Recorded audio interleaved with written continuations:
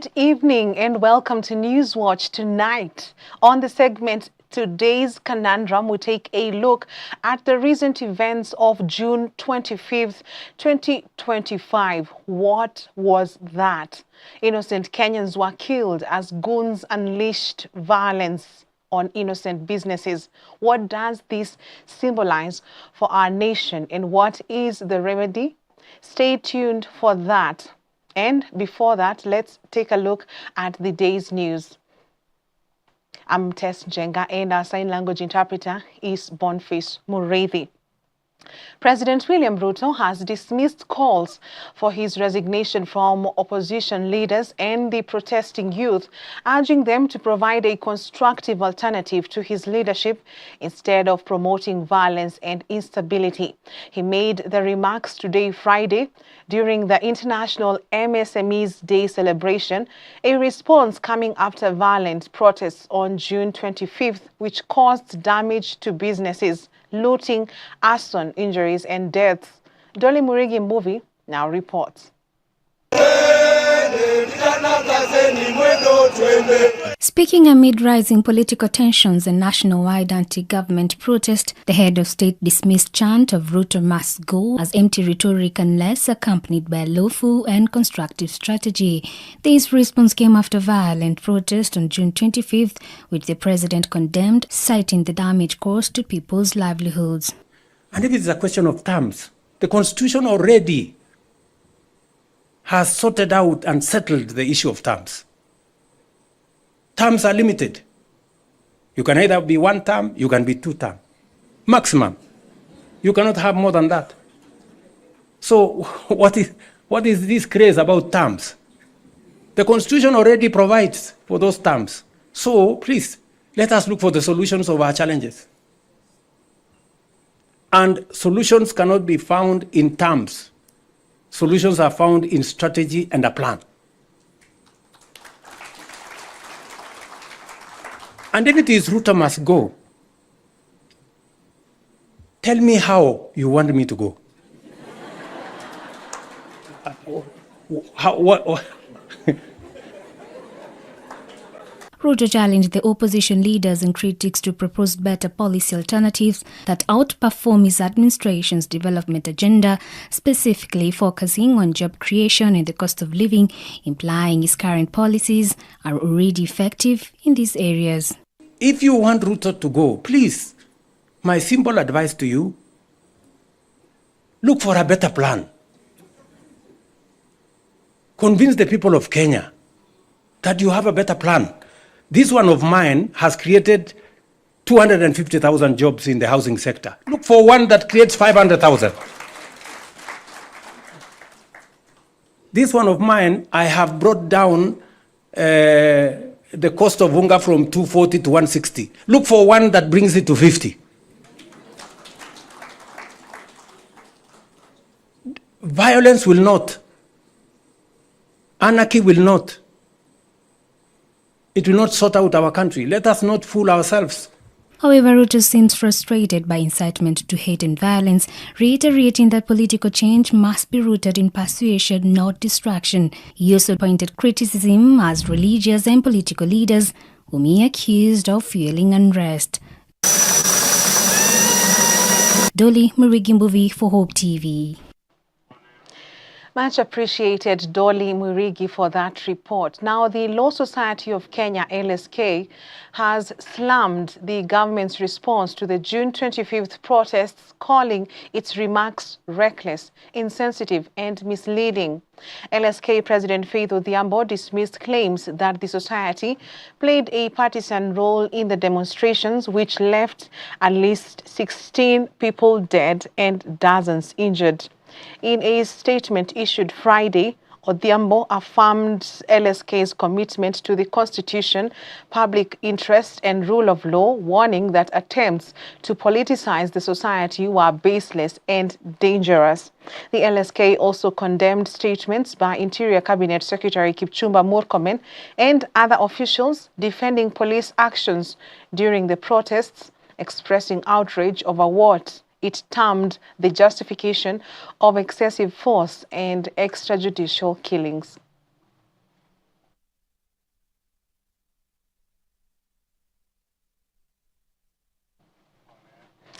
Now, Embu Governor and UDA party chairperson Cecily Mbarire has accused former Deputy President Rigathi Gachagua of being behind the riots that rocked Embu town on Wednesday, leading to massive looting and destruction of property.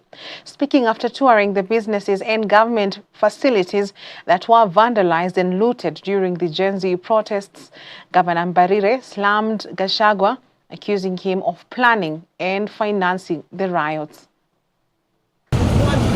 Massive looting and destruction of property rocked Embu County on Wednesday as Gen Z youth staged their anniversary demonstrations. A day later, the county officials, led by Governor Cecily Mbarire, toured the damaged premises and destroyed government properties to assess the extent of the destruction, Mbarire laying the blame squarely on former Deputy President Rigathi Gachagua, whom she alleges was involved in the planning and execution of violent protests in the county. The defiant governor has asserted that she has no fear for her life and linked Gachagua to both the recent chaos and the violence witnessed during last year's finance bill protests. She blamed the former deputy president for the political upheaval that has bedeviled the county since last year, accusing him of turning the county into a battlefield by instigating violence and destruction of property. I have this thing to say to one Rigathi Gachagua, and I will tell you, and I do not care how strong you may be, but you will not intimidate me anymore. And I will not stay silent, Rigathi Gachagua. Kama wewe ni Mungu, take my life today. The worst that can happen to me is for me to die, and you only die once, Rigathi Gachagua. You cannot turn Embu into a battlefield. You cannot claim to like the people of Embu and love the people of Embu and punish them at the same time. The Embu County boss also accused the former DP of trying to get power through the back door through violence and intimidation of those who refuse to follow him or subscribe to his ideologies. Why do you think you can get power through the back door, Rigathi Gachagua? Why do you think that those of us who refuse to listen to you do not matter? That it is either you are way or no way? Kwani hatuna fikra sisi ya kufikiria what is good for our people? Wewe tu ndio unajua. She says Gachagua is using Manyata MP Gitonga Mukunji to plan and execute violent protests in the county. Then you come here, you use local leaders, unachukua Mukunji, amekuwa your spanner boy. Yeye ndiye anapanga kila kitu. Yeye ndiye anapanga hii mambo yote ni yeye. And let him not threaten me. Let him not threaten me. And I have this to tell Mheshimiwa Mukunji. My friend, you've only been in politics for 3 years. I have been in politics for 23 years, and I want to tell you, the path you're taking is path to self-destruction. Unaharibiwa hapa na Rigathi, unafikiria na kutumia vizuri ilhali, he's just spoiling you. And I want to tell you, I have never seen any leader in Embu, even those that were before me, do the kind of things you are doing to the people of Embu in the name of getting power. Scores of residents were injured, including 23 police officers, during the protests that degenerated into full-blown riots as the day progressed. Reported also were massive looting and vandalism of government facilities, including KRA offices, NSSF offices, banks, including National Bank and Post Bank, as well as private businesses such as Madhai Supermarket. The looting and destruction of property was also witnessed in several parts across the country. Alice Diana, Hope TV Newswatch. Thank you, Alice Diana. Now, President William Ruto's aide Farouk Kibet has condemned the June 25th protests, citing loss of lives, destruction of property, and torching of police stations. Speaking during women empowerment events in Likuyani, Kakamega County, and Soy, Uasin County, Kibet, alongside other national leaders, urged Kenyans to uphold peace and exercise their democratic rights through the ballot, not violence. The leaders also cautioned that some youth are being incited by political losers pursuing personal gain at the expense of the country's unity. Wamama oye! Hapa ndio Lukiani. Kwa huyu mungwana anaitwa Mukabe. Wapi shangwe ya watu hapa Lukiani?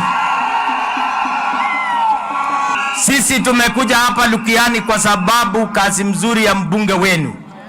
Huyu Mukabe ni mbunge ambaye anapenda maendeleo. Tumekuja kwa sababu yeye amekuwa akitukopesha, amekuwa akitufanyia maendeleo sehemu nyingine. Na leo tumesema liwe liwalo, lazima wamama ya sehemu hii Lukiani wainuke na watapata fedha ili wajianzishe biashara kwenda juu kutoka chini. Wamama mnafurahi kwamba wamama vijijini wakisaidiwa Kenya itaenda mbele? Kuna watu wanaamini kwamba eti wanatuambia hakuna haja kwenda kule Lukiani, ati wamama hapa wameendelea. Nyinyi mumeendelea? Wale watu wanapinga maendeleo usije vijijini, tunaambia namna gani? Wasishindwe. Sisi tumekuja leo kwa sababu tuna imani. Leo tutawaja tofauti mkubwa sana hapa Lukiani, kwa sababu mama akifaulu, boma inafaulu. Mama akifaulu, boma inafaulu. Ni hivyo sivyo? And now at least 4 people were killed and 27 others injured during protests in Nyeri County on Wednesday, marking the anniversary of last year's demonstrations. Nyeri County Commissioner Ronald Muiwawi confirmed the fatalities, 2 in Karatina, 1 in Othaya and 1 in Nyeri town. Among the injured, 15 were treated and discharged, while 12 remained hospitalized. 16 police officers also sustained injuries in the chaos. What began as a peaceful protest turned violent around 1 p.m., leading to looting and destruction of property. In Nyeri town, Naivas Supermarket, NCBA Bank and nearby shops were ransacked. In Othaya, protesters torched 3 vehicles at the Deputy County Commissioner's office after failing to breach the local police station.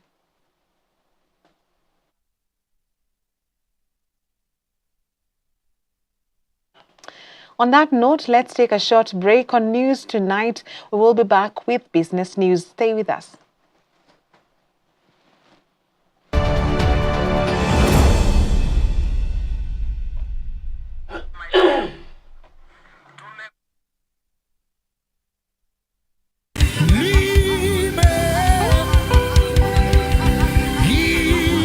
Join Psalmist Kelvin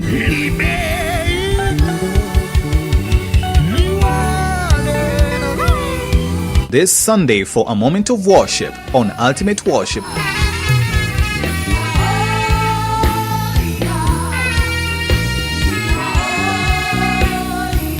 From 7 a.m. to 8 a.m. and repeat from 6 p.m. to 7 p.m.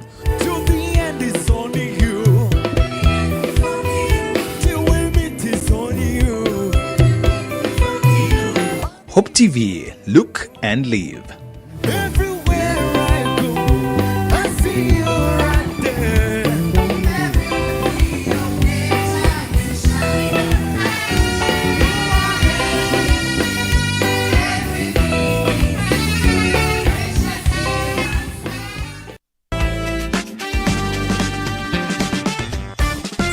One thing I've learned about leadership, just generally leadership, the leader is not the smartest person in the room. All right? He's not always the smartest person. When you're a leader, your strength is in the ability to be able to harness the gifts around you. It's the same thing with the family. All right? Like I said, your wife is a very smart person. So you don't shut her down. All right? But you allow her to, you pick those ideas, you discuss them, and one of you, you make them your own. Definitely. It's like even in any organization, as the CEO, for example, you're not necessarily the smartest person in that organization, but you get around yourself people who are smart, people who are good in what they do, and then you take all those ideas and then you lead. And guess who takes credit at the end of the day? You take the credit at the end of the day. Because you're the leader. You're the leader. Isn't it? You know. So that's what leadership is all about. So being able to also just harness all those gifts that God has given you through your wife and one of you, but being able to chart the way forward. Men on record, every Friday at 7 p.m.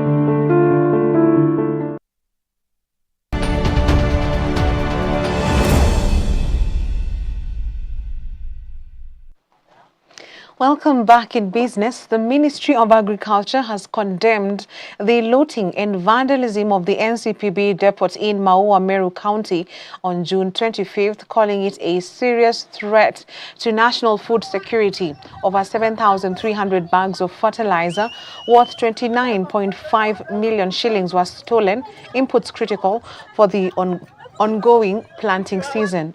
Officials warn that the incident could disrupt both food and cash crop production across the region. The ministry urged swift action from law enforcement to recover the stolen supplies and prosecute those responsible.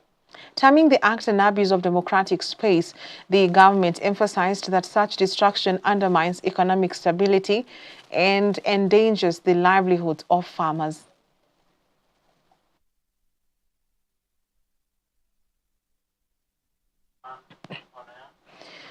President William Ruto has said that he will not allow the country to be held hostage by violence, emphasizing that the government will protect the economy. Speaking during a forum on small and medium enterprises, SMEs at the KICC in Nairobi today, Ruto highlighted his administration's efforts in supporting small businesses and empowering Kenyans to operate without unnecessary obstacles. To the MSME sector, your resilience in our nation is our nation's strength. Your success is our collective prosperity. Kenya will not be held hostage by violence. We will protect our economy, defend our democracy, and secure the livelihoods of all Kenyans. It is the responsibility that is on my shoulders now, and I want to assure this nation I will do the best that I can to protect everybody and to protect everybody's business, because it is the responsibility that I have at the moment. Until that responsibility is exercised by somebody else, I will do it. You know, so let's just be clear that we cannot continue in this manner. We have to find another way of doing business. We cannot continue this way. It is not possible. The government's digitization agenda has enabled the onboarding of over 20,000 government services onto the e-citizen platform, creating a true one-stop shop. This has significantly reduced business registration costs, as I said, to 1,000 shillings. This process can be initiated and completed from the comfort of your home, while the integration of e-procurement has made it even easier to do business with government. Machakos County is stepping into the global investment arena through a newly established strategic partnership with China's Pujiang County. The deal was unveiled during the China-Kenya Economic and Trade Cooperation Forum held in Machakos this week.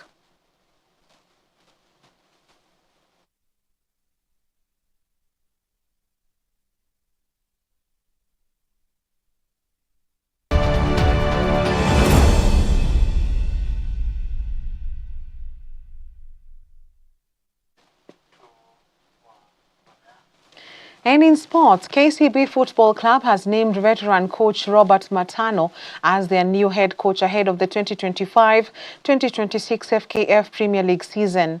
Matano, a four-time league winner, returns from a brief stint in Tanzania, bringing with him a strong record of success and youth development. He will be joined by seasoned trainer John Jogo as the club overhauls its technical bench in preparation for the new campaign. Speaking at the unveiling in Nairobi, club patron Azu Ogola hailed Matano's leadership and winning mentality. KCB finished 9th last season with 42 points and is now focused on a major rebuild under Matano's guidance. I feel happy, I feel great, I feel welcomed.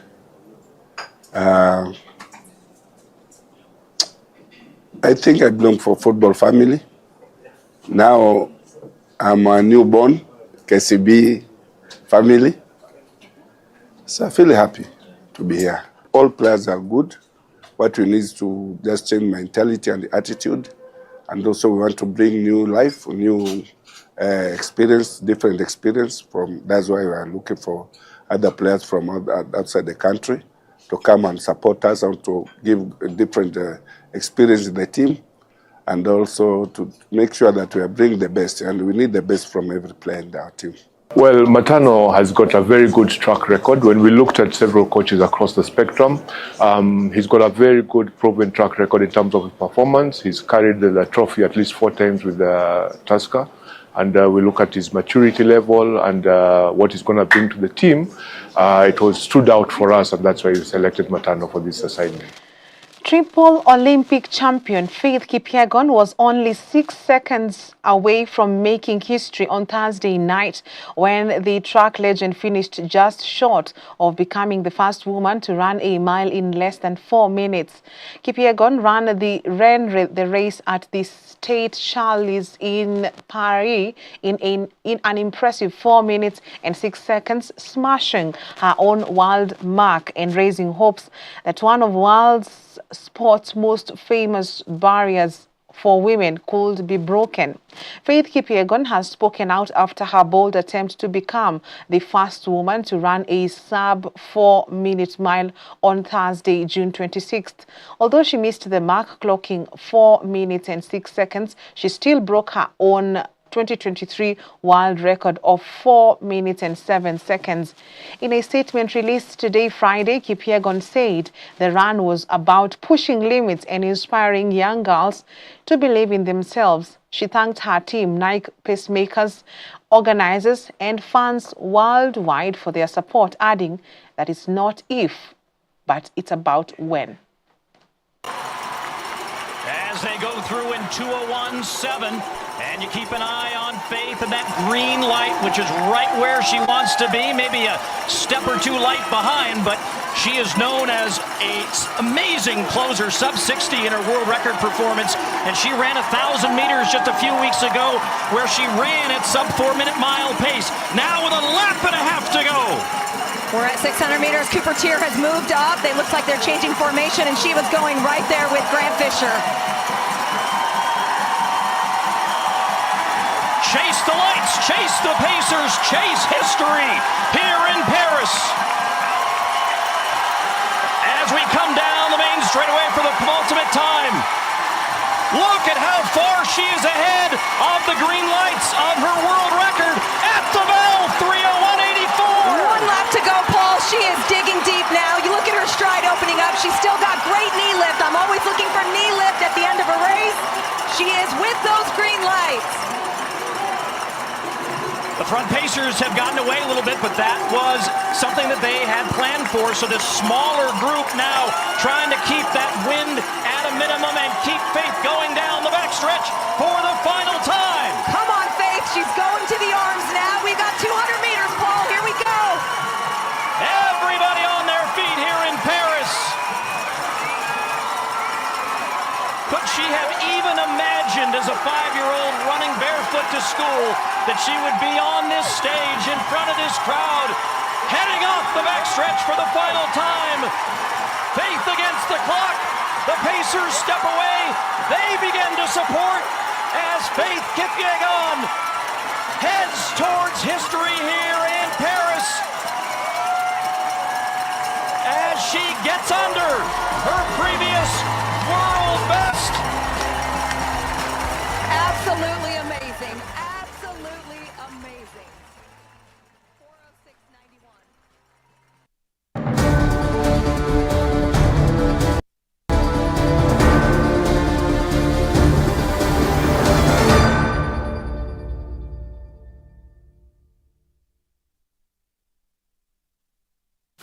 Now, on today's Conundrum, we take a look at the events of June 25th, 2025, which will be remembered as a dark day in Kenya's ongoing struggle to balance the right to protest with the need to maintain public order. What began as peaceful demonstrations across various parts of the country quickly spiraled into violence, looting, and tragic loss of life. Innocent Kenyans were killed. Banks, shops, and supermarkets were vandalized and robbed. Goons, many believed to be hired, took advantage of the situation, wreaking havoc as genuine protesters were tear-gassed and dispersed in the streets of Nairobi and beyond. The line between peaceful dissent and criminal anarchy was deliberately blurred, leaving behind confusion, grief, and unanswered questions. Among the most alarming developments was Interior Cabinet Secretary Kipchumba Murkomen's directive to police officers to shoot anyone who dares approach a police station. Such statements risk taking Kenya back to an era of state-sponsored brutality, undermining hard-won democratic freedoms.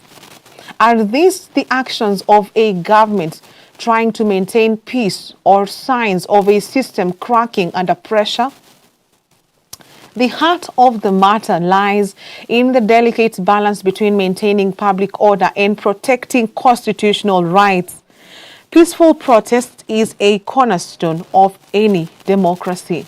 But when the state's response leans towards violence and the streets are left vulnerable to criminal elements, the very legitimacy of protest is threatened and the real message behind it is lost.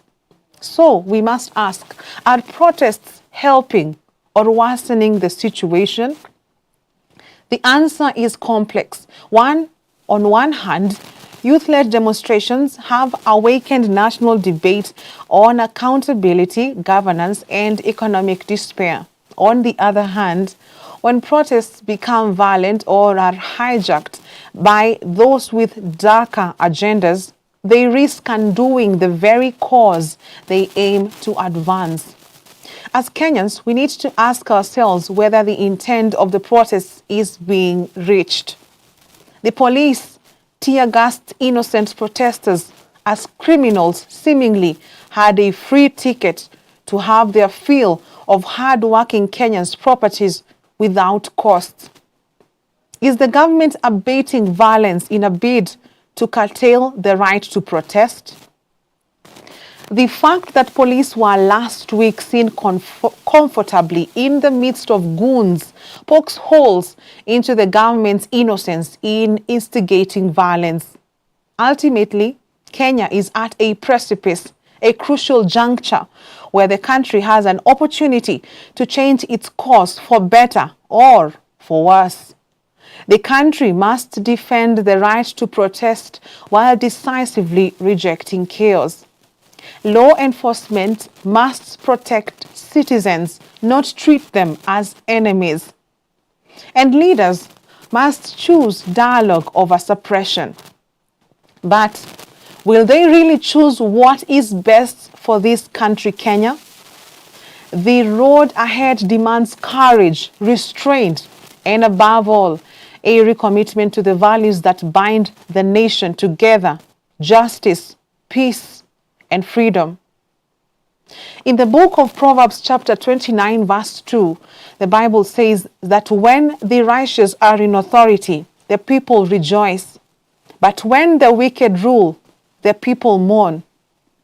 That scripture paints a very clear picture of who rules in this nation: the wicked. I dare say that our hope lies not in the politicians who are more interested in the number of terms in power, but in the God who is always on term for eternity. For a country that is allegedly 80% Christian, why has the nation not collectively turned to God for help? And that is today's conundrum.